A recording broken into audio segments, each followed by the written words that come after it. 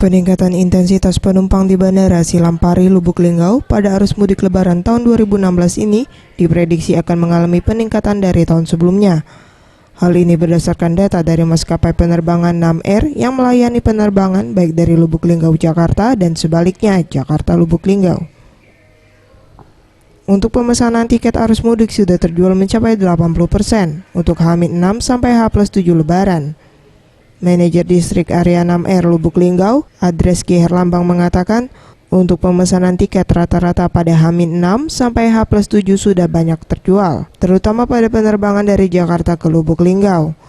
Sedangkan untuk penerbangan Lubuk Linggau Jakarta, masih ada beberapa tempat yang kosong. Kita nggak ada penambahan extra flight. Kita tetap dengan schedule reguler yang mana satu hari sekali, kecuali Rabu Jumat Minggu itu 2 kali. Untuk perkembangan penumpangnya H-7 sama H+7 itu udah hampir penuh, yang lebih kurang rata-rata udah 80% keisi. Seperti yang peak seasonnya itu, yang peak dimana orang tuh tanggal 2 sama tanggal 3 sama tanggal 10 sama tanggal 11. Nah itu kalau tanggal sebelum Lebaran itu adalah yang ramenya adalah di Jakarta Linggau. Setelah Lebaran nanti baru Linggau Jakarta yang melonjak.